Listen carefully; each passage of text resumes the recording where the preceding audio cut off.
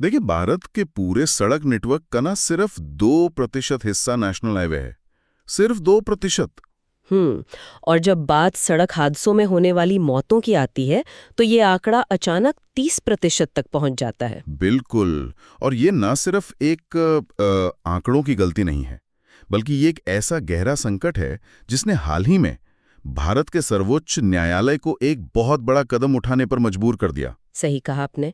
और इस कदम ने संविधान की एक ऐसी शक्ति को ट्रिगर किया है जो शायद सबसे ज्यादा विवादित शक्तियों में से एक है। हाँ, आज की इस चर्चा में हम उसी शक्ति को समझने की कोशिश कर रहे हैं, संविधान का अनुच्छेद 142। जिसे आम भाषा में हम पूर्ण न्याय या कंप्लीट जस्टिस देने का अधिकार कहते हैं। तो इसको थोड़ा आसान भाषा में समझने के लिए मैं एक बहुत ही बेसिक सा एग्जाम्पल देना चाहता हूँ। हाँ बिल्कुल, बताइए। मान लीजिए कि एक बहुत ही कड़ी टक्कर वाला फुटबॉल मैच चल रहा है और अचानक एक टीम कोई ऐसी चाल चलने लगती है जो दिखने में तो बिल्कुल अनैतिक है। मतलब मॉरली गलत है लेकिन टेक्निकली शायद रूल बुक में उसको मना नहीं किया गया है, राइट? हाँ, एग्जैक्टली। तो रेफरी देख रहा है कि ये तो सरासर अन्याय हो रहा है दूसरी टीम के साथ।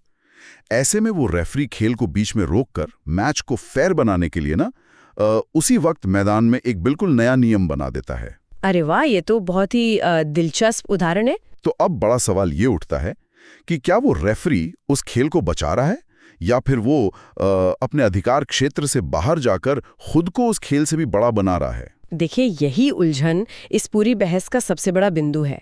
और हमारे इस कानूनी दायरे में वो जो रेफरी है ना, वो भारत का सुप्रीम कोर्ट है। तो वो बीच मैदान में नया नियम बनाने वाली शक्ति वही अनुच्छेद 142 है। बिल्कुल।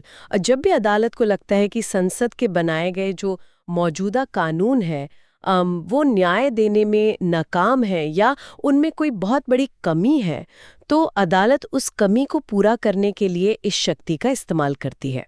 तो थियोरेटिकली अगर देखें तो ये रेफरी वाली शक्ति किसी एक पीड़ित खिलाड़ी के लिए तो बहुत अच्छी बात लगती है, लेकिन हाल ही में सुप्रीम कोर्ट ने इस शक्ति का इस्तेमाल सिर्फ किसी एक व्यक्ति के लिए नहीं किया। हाँ, उन्होंने तो पूरे देश के नेशनल हाईवे सिस्टम के नियम ही बदल दिए। वही तो। चलिए सीधे उस घटना पर आते हैं जिसने ये सब शुरू किया। नवंबर 2005 में ना 2 बहुत भयानक सड़क दुर्घटनाएं हुई थी फलोदी के पास। उस हादसे में करीब 34 लोगों की जान चली गई थी। हाँ, और उसने पूरे देश को झकझोर दिया था। लेकिन सुप्रीम कोर्ट का जो रिएक्शन था वो बड़ा अलग था इस बार। बिल्कुल, क्योंकि सुप्रीम कोर्ट ने इस घटना का स्वतः संज्ञान लिया, यानी सुओ मोटो कॉग्निसेंस। मतलब उन्होंने किसी वकील या एनजीओ या किसी पीड़ित परिवार के कोर्ट आने का इंतजार नहीं किया। आमतौर पर तो कोर्ट्स तभी एक्शन लेती है ना जब कोई पिटीशन फाइल करता है। वही तो खास बात थी। अखबारों में खबर आई और जजियों ने उसकी गंभीरता को समझा और उन्होंने सीधे तौर पर सरकार और नेशनल हाईवे अथॉरिटी से जवाब मांग लिया। इस केस को अब इन रेवा फलोडी एक्सीडेंट 2025 के नाम से जाना जाता है। और जब कोर्ट ने जवाब मांगा तो जो आंकड़े सामने आए वो किसी के भी होश उड़ा सकते हैं। जैसे हमने शुरू में बात की थी कि 2% सड़कें और 30% मौतें। हाँ, और अगर हम सिर्फ 2025 के पहले 6 महीनों की बात करें ना, तो इन राजमार्गों पर लगभग 26,770 मौतें दर्ज की गईं। 26,000 से ज्यादा, ये कोई आम बात नहीं है। मतलब ये तो एक नेशनल इमरजेंसी जैसा लग रहा है। अदालत ने भी बिल्कुल इसको इसी तरह देखा। उन्हें लगा कि सरकारें सड़क सुरक्षा को सिर्फ एक पॉलिसी गोल मानकर चल रही हैं, जैसे कि बजट आएगा तो ठीक कर देंगे। एक सेकेंडरी चीज। लेकिन अदालत ने अपने इस नए ऐतिहासिक फैसले में इस पूरे नजरिए को ही पलटकर रख दिया। उन्होंने बहुत साफ शब्दों में कहा कि नेशनल हाईवे पर सुरक्षित यात्रा अब कोई सरकारी पॉलिसी नहीं है। तो फिर क्या है? उन्होंने कहा कि ये संविधान के अनुच्छेद 21 यानी जीने के अधिकार के तहत राज्य की एक बाध्यकारी संवैधानिक जिम्मेदारी है। रुकिए एक सेकेंड। यहाँ पर किसी भी आम नागरिक को थोड़ी उलझन हो सकती है। एक खराब सड़क या उस पर बना एक गड्ढा सीधे तौर पर मानवाधिकार का उल्लंघन कैसे हो गया? हाँ, ये सुनने में थोड़ा अजीब लग सकता है। मतलब हम एक विकासशील देश में रहते हैं और सड़कें खराब होना एक प्रशासनिक चूक हो सकती है, लेकिन क्या एक अदालत किसी सड़क दुर्घटना को देखकर अचानक एक नया मौलिक अधिकार गढ़ सकती है? ये तो संविधान को थोड़ा ज्यादा ही खींचना हो गया ना। देखिए, बाहरी तौर पर देखें तो ये सच में एक बहुत बड़ा और बोल्ड कदम लगता है, लेकिन अदालत के इस फैसले के पीछे का जो तर्क है वो समझना बहुत जरूरी है। बताइए क्या तर्क था उनका? जब सरकार नेशनल हाईवे बनाती है और नागरिकों से उस पर चलने के लिए इतना भारी टोल टैक्स वसूलती है, तो वहां एक अनसेड प्रॉमिस होता है, सुरक्षा का वादा। अच्छा, तो मतलब अगर आप पैसे ले रहे हैं तो सेफ्टी भी देनी पड़ेगी। बिल्कुल। अदालत का तर्क यही था कि अगर आप किसी को एक ऐसी सड़क पर चलने के लिए मजबूर कर रहे हैं या सुविधा दे रहे हैं जो मौत का जाल बन चुकी है, और ऊपर से पैसे भी ले रहे हैं। हाँ, तो आप सीधे तौर पर उसके जीने के अधिकार को खतरे में डाल रहे हैं। और जब मौलिक अधिकारों की रक्षा की बात आती है ना, तब अनुच्छेद 142 अदालत को वो असीम शक्ति देता है कि वो सरकार को जवाबदेह ठहरा सके। तो ये शक्ति अदालत के पास आई कहाँ से? मतलब संविधान बनाने वालों ने उन्हें ये इतना बड़ा अधिकार दिया ही क्यों? इसको कानूनी भाषा में इनहेरेंट एंड रेजिड्यूरी पावर कहा जाता है। देखिए, जब संविधान लिखा जा रहा था तब उन्हें पता था कि वो भविष्य की हर समस्या के लिए पहले से कानून नहीं बना सकते। सही बात है, नए क्राइम्स आएंगे, नए इश्यूज आएंगे। बिल्कुल, समय बदलेगा, नई तकनीकें आएंगी। ऐसे में एक ऐसी सर्वोच्च संस्था की जरूरत थी जो तब न्याय कर सके जब कानून की किताबें बिल्कुल चुप हों। तो आप कह रहे हैं कि अनुच्छेद 142 से खाली पन्ने जैसा है, जिसे भरने का अधिकार सिर्फ सुप्रीम कोर्ट के पास है? हाँ, एकदम सही समझे आप। लेकिन अगर ये पन्ना खाली है तो अदालत इसमें जो चाहे वो लिख सकती है क्या? मेरा मतलब है, क्या कोई आम कानून जो संसद ने बनाया हो वो अदालत को ये पूर्ण न्याय देने से नहीं रोक सकता? बिल्कुल नहीं रोक सकता। और इस सिस्टम को ठीक से समझने के लिए ना, हमें एक इतिहास के बहुत ही हैरान करने वाले केस में जाना होगा। कौन सा केस? ये 1989 का दिल्ली जुडिशियल सर्विस एसोसिएशन बनाम स्टेट ऑफ गुजरात का मामला है।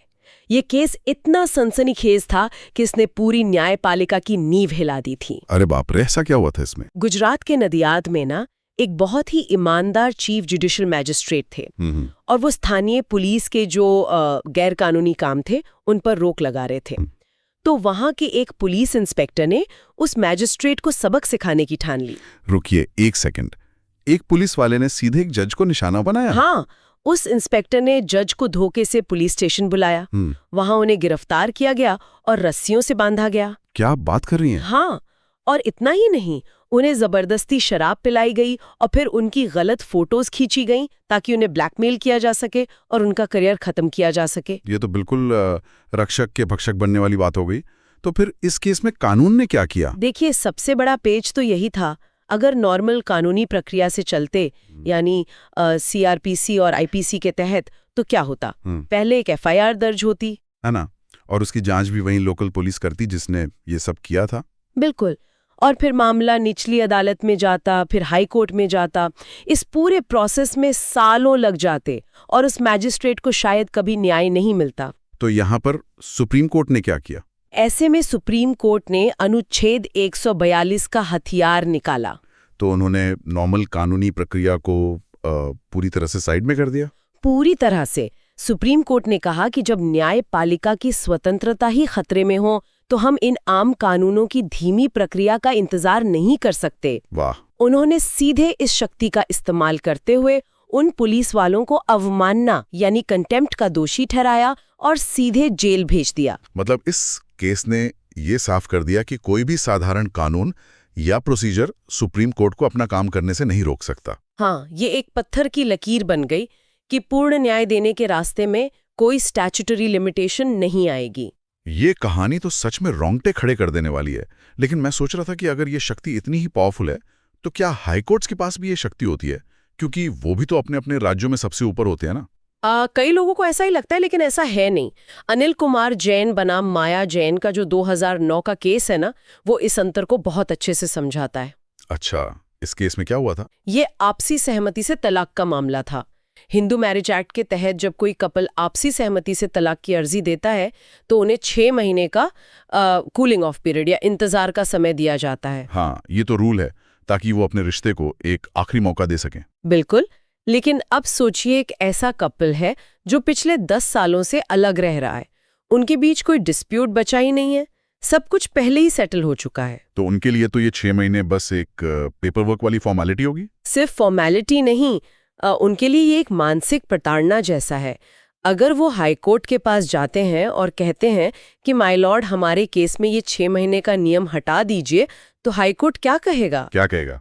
हाईकोर्ट कहेगा कि देखिए, हम संविधान के अनुच्छेद 226 के तहत आते हैं, हम कानून की व्याख्या कर सकते हैं, लेकिन संसद के बनाए गए नियम को बाईपास नहीं कर सकते। अच्छा, मतलब हाईकोर्ट उस रेफरी की तरह नहीं है जो मैच के बीच में नियम बदल दें। उन्हें रूल बुक फॉलो करनी ही पड़ेगी। एकदम सही। हाईकोर्ट की शक्तियां लिमिटेड हैं, लेकिन जब वही कपल सुप्रीम कोर्ट पहुंचता है तो सुप्रीम कोर्ट अनुच्छेद 142 का इस्तेमाल कर सकता है। तो वो बोल सकते हैं कि 6 महीने का इंतजार जरूरी नहीं है। हाँ, वो कह सकते हैं कि इस खास मामले में इन दोनों को इस मानसिक परेशानी से बचाना ही पूर्ण न्याय है, और वो उस वेटिंग पीरियड को तुरंत माफ कर सकते हैं। ये सच में बहुत पावरफुल है। लेकिन एक बात बताऊं, इस पूरी चर्चा से मेरे दिमाग में एक थोड़ी गंभीर चिंता पैदा हो रही है। कैसी चिंता? देखिए, अगर सुप्रीम कोर्ट के पास अनुच्छेद 142 है और आप खुद कह रही हैं कि कोई भी आम कानून उन्हें रोक नहीं सकता, तो क्या इसका मतलब ये नहीं है कि सुप्रीम कोर्ट देश के हर कानून से ऊपर हो गया है? मैं समझ रही हूँ आप क्या कहना चाहते हैं। मतलब क्या अब ये बात उन्हें एक अदालत की जगह देश का सर्वोच्च शासक नहीं बना देती? कोई भी संस्था जिसके पास इतनी असीम शक्ति हो, वो तो किसी भी लोकतंत्र के लिए डेंजरस हो सकती है। देखिए, आपकी ये चिंता बिल्कुल वैलिड है, और कानूनी दायरे में इस डर पर लगातार बहस भी होती रहती है। अगर 5 जजों की बेंच जो चाहे वो कर ले, तो लोकतंत्र में संसद की जरूरत ही क्या बचेगी? वही तो। लेकिन अदालत भी इस बात को लेकर बहुत सचेत रहती है, और इसका जवाब हमें उनकी फिलॉसफी में मिलता है। 2003 का कैनरा बैंक बनाम देबाशीष दास का मामला इस फिलॉसफी को बहुत अच्छे से क्लियर करता है। अच्छा, इसमें क्या क्लियर किया उन्होंने? इस केस में अदालत ने 2 भारी शब्दों के बीच का अंतर समझाया। एक है तत्वीय न्याय यानी सब्सटैंटिव जस्टिस, और दूसरा है कठोर वैधानिक प्रक्रिया यानी रिजिड स्टैट्यूटरी लीगलिज्म। ये थोड़ा ज्यादा टेक्निकल लग रहा है। इसको थोड़ा आसान भाषा में बताइए। हाँ, मैं बताती हूँ। आसान भाषा में मान लीजिए एक बैंक का कर्मचारी है। बैंक को लगता है कि उसने कोई फ्रॉड किया है और वो उसको नौकरी से निकाल देते हैं। ठीक है। लेकिन उसको निकालने से पहले जो जांच की रिपोर्ट थी ना, वो उसको दिखाई ही नहीं गई। अब बैंक के नियम शायद इसकी इजाजत देते हों कि ठीक है, बिना रिपोर्ट दिखाए निकाल दो। ये हुई कठोर वैधानिक प्रक्रिया। बैंक ने वही किया जो उनके रूल बुक में था। लेकिन ये तो अनफेयर है। उस आदमी को अपना पक्ष रखने का मौका तो मिलना ही चाहिए ना। बिल्कुल, और यहीं पर तत्विक न्याय या नेचुरल जस्टिस की एंट्री होती है। अदालत कहती है कि भले ही नियम आपके पक्ष में हो, लेकिन प्राकृतिक न्याय का बेसिक उसूल है कि हर किसी को सुनवाई का फेयर चांस मिलना चाहिए। मतलब जब कानून की किताबें ही न्याय के रास्ते में दीवार बन जाएं, तो कोर्ट इस पावर का यूज करता है। हाँ, और तब सुप्रीम कोर्ट अनुच्छेद 142 का हथौड़ा चलाकर उस दीवार को तोड़ देता है। तो ये तो किसी न्यूक्लियर बटन जैसा लग रहा है, जिसे आप बस तभी दबाते हैं जब बाकी सारा सिस्टम फेल हो जाए। एकदम सही एग्जाम्पल है। और आप एक न्यूक्लियर बटन को रोज रोज तो नहीं दबा सकते ना। इसको कानून की भाषा में सेल्फ रिस्ट्रेंट या आत्मसंयम कहते हैं। मतलब कोर्ट खुद को रोकता है इसका ज्यादा यूज करने से। हाँ, 2011 के हितेश भटनागर केस में सुप्रीम कोर्ट ने खुद अपने लिए एक लक्ष्मण रेखा खींच दी थी। उन्होंने साफ किया था कि ये शक्ति बहुत ही डिस्क्रेशनरी है, मतलब उनकी मर्जी पर निर्भर करती है, और इसका इस्तेमाल एकदम आखिरी विकल्प यानी लास्ट रिजॉर्ट के तौर पर ही होना चाहिए। तो इसका मतलब है कि वो रोजमर्रा के जमीन विवाद या चोरी चकारी में इसका यूज नहीं करेंगे? बिल्कुल नहीं। उन्होंने क्लियर किया कि किसी के एस्टैब्लिश्ड राइट्स को कुचलने के लिए ये पावर नहीं है। ये सिर्फ न्याय के उस गैप को भरने के लिए है, नए अधिकार थोपने के लिए नहीं। लेकिन देखिए, जब आप न्याय का ये न्यूक्लियर बटन दबाते हैं ना, तो उसका असर पूरे सिस्टम पर होता है। और यहीं से मैं उस बड़ी बहस की तरफ आना चाहता हूं जो किसी भी लोकतंत्र में होती है। आप जुडिशियल एक्टिविज्म और जुडिशियल ओवररीच वाली बहस की बात कर रहे हैं ना? हाँ बिल्कुल, क्योंकि जब सुप्रीम कोर्ट इस शक्ति का यूज करता है तो जाने अनजाने में वो सरकार और संसद के क्षेत्र में तो घुस ही जाता है। ये शायद हमारे आधुनिक लोकतंत्र की सबसे तीखी बहस है। तो जो लोग इसका विरोध करते हैं, जो इसे न्यायिक अतिरेक या ओवररीच मानते हैं, उनका मेन आर्गुमेंट क्या है? देखिए, आलोचकों का तर्क लोकतंत्र के सबसे बेसिक प्रिंसिपल पर टिका है, सेपरेशन ऑफ पावर्स, शक्तियों का पृथक्करण। यानी सबका अपना अपना काम बता हुआ है। बिल्कुल। कानून बनाना संसद का काम है, क्योंकि वो जनता द्वारा चुने गए हैं। उन कानूनों को लागू करना सरकार का काम है, और अगर कानून टूटे तो सजा देना अदालत का काम है। तो जब अदालत हाईवे की सुरक्षा पर नियम बनाने लगती है, वही तो आलोचक कहते हैं कि तब अदालत नेताओं और इंजीनियर्स का काम कर रही है। अब जजों के पास सड़क डिजाइन करने की डिग्री तो नहीं है ना ही उनके पास बजट अलॉट करने का पावर है। सही बात है। अगर अदालत ही तय करेगी कि हाईवे कैसे बनेंगे, तो फिर लोग सरकार क्यों चुनते हैं?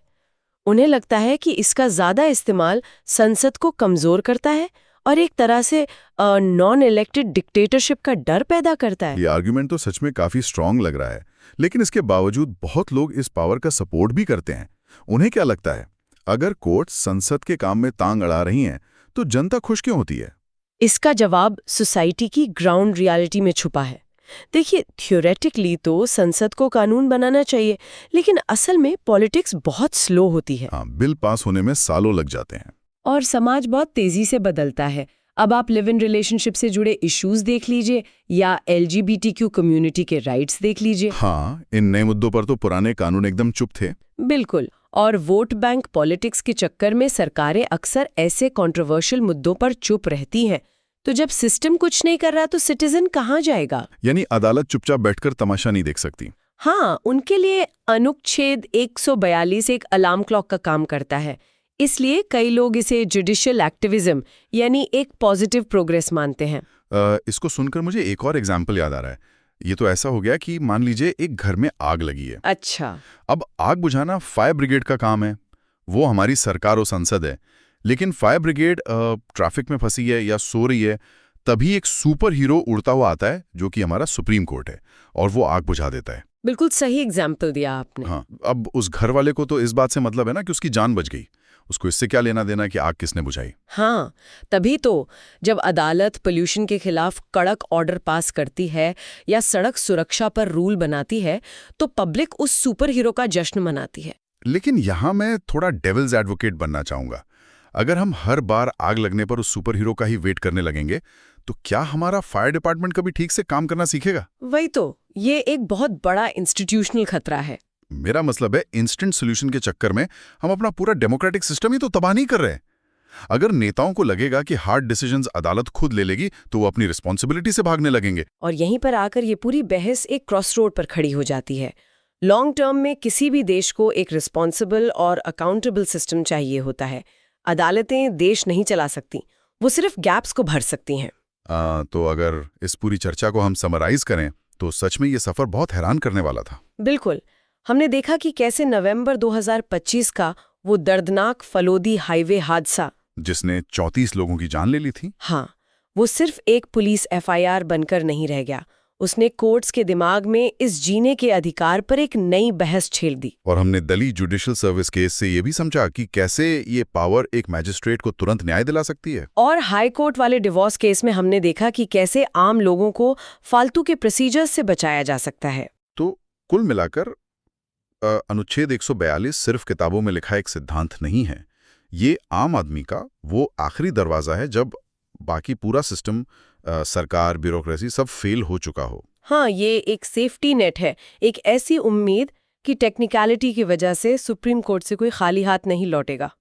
लेकिन अपनी बहस खत्म करने से पहले ना, मैं एक ऐसा सवाल छोड़कर जाना चाहता हूँ जिसके बारे में सबको सोचना चाहिए। कैसा सवाल?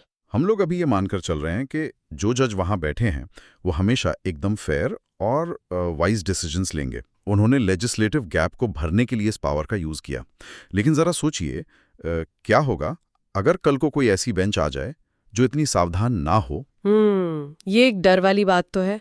क्या होगा अगर इसी असीम शक्ति का इस्तेमाल इक्वालिटी और जस्टिस के नाम पर हमारे एस्टैब्लिश्ड डेमोक्रेटिक सिस्टम को ही पलटने के लिए होने लगे? यानी जब प्रोटेक्टर ही रूलर बन जाए। एग्जैक्टली। जब आखिरी रक्षक ही बिना किसी रोक टोक के नियम बनाने लगे ना, तो उस परम न्यायाधीश का न्याय कौन करेगा? यही सबसे बड़ा सवाल है। और इसी थॉट के साथ हम आज की इस डीप डाइव चर्चा को यहीं विराम देते हैं। सच में ये एक ऐसा मुद्दा है जिस पर हम सबको सोचना पड़ेगा। बहस का हिस्सा बनने के लिए धन्यवाद। बहुत बहुत धन्यवाद। और याद रखिए, सवाल पूछते रहिए,